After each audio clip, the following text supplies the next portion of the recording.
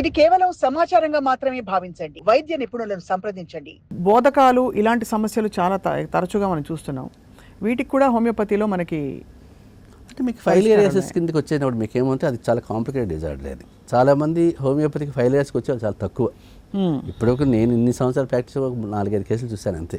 ఫైలియరియాసిస్ తక్కువే వస్తాయి, ఎందుకంటే ఆల్రెడీ వాళ్ళు దానికి అడాప్ట్ అయిపోతారు.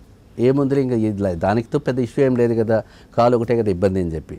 అంటే ఈ పేషెంట్స్లో కూడా మీకు ఏమైనా పెద్దగా సిమ్టమ్స్ ఏం కనిపించవు. ఓన్లీ స్వెల్లింగ్ ఉంటుంది, కాస్మెటిక్గా చూడడానికి ప్రాబ్లం ఉంటుంది తప్ప కాంప్లికేషన్స్ డెవలప్ అయ్యేది చాలా తక్కువగానే ఉంటాయి. అందువల్ల మీకు హోమియోపతిలో ఫైలియరిక్ ట్రీట్మెంట్ ఉందా అంటే మనము నెక్స్ట్ కాంప్లికేషన్ రాకుండా ప్రొటెక్ట్ చేయొచ్చు.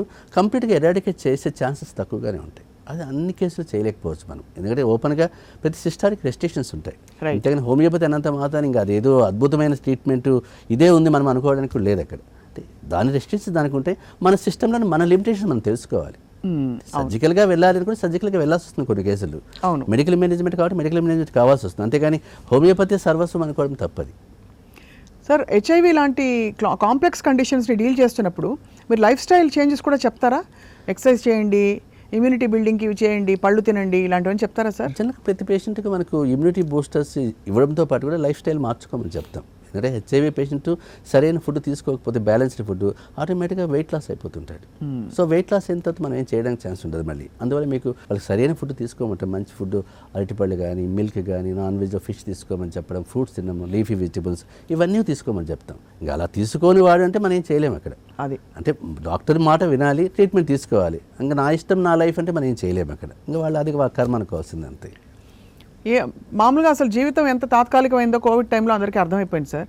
అంటే వాళ్ళ కంట్రోల్లో లేకుండా చాలామంది అంటే మరణించడం అని చూసాం మనం.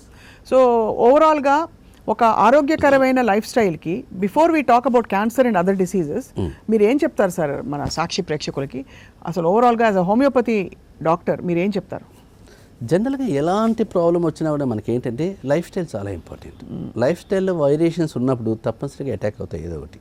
అలా అని నేను చాలా స్ట్రాంగ్, నేను ఏం చేసినా చెల్లదు. చాలామంది కొందరు ఏమంటారు, నేను 60 years నుంచి ఆల్కహాల్ తీసుకుంటూనే ఉన్నాను, నాన్ వెజ్ తింటూనే ఉన్నాను, నాకేం కాలేదు కదా, మరి మీరు చెప్పేది ఏముంది అని అడిగేవాళ్ళు కూడా ఉంటారు. అతను ఇమ్యూనిటీ లెవెల్స్ అలా ఉన్నాయి. ఇప్పుడు మా ఫాదర్ 92 years బతికాడు ఎలాంటి కంప్లైంట్ లేకుండా. మరి అంటే అతని ఇమ్యూనిటీ అలా ఉంది. అది మన ఏజ్ గ్రూప్కి వచ్చినప్పుడు మనకు అటాక్ అయిపోతుంది ఆటోమేటిక్గా. అన్నీ కూడా తన లెవెల్ ఆఫ్ ఇమ్యూనిటీ వేరు కాబట్టి. బట్ ఇక్కడ ఏంటి, ప్రతి పేషెంట్ కూడా ఒక రకంగా ఒక మంచి హెల్తీ లైఫ్ స్టైల్ అడాప్ట్ చేసుకోవాలి. అంటే వాకింగ్ లాంటివి కావచ్చు, ఫుడ్లో స్పైసీ ఫుడ్ తగ్గించుకోవడం కావచ్చు, వాటర్ బాగా తాగాలి, లీఫీ వెజిటబుల్స్ తీసుకోవాలి. మరీ ఇష్టం వచ్చినట్టుగా అంటే ర్యాండమ్గా వెళ్ళిపోయి లైఫ్ ఎంజాయ్ చేయాలనుకుంటే మాత్రం ఎప్పుడొకప్పుడు ఇబ్బంది పడతారు పేషెంట్ కంపల్సరీ. ఎందుకంటే ఇప్పుడు మనం చూస్తున్నాం 30 years వాళ్ళకే కార్డియాక్ అరెస్ట్ అయిపోతుంది.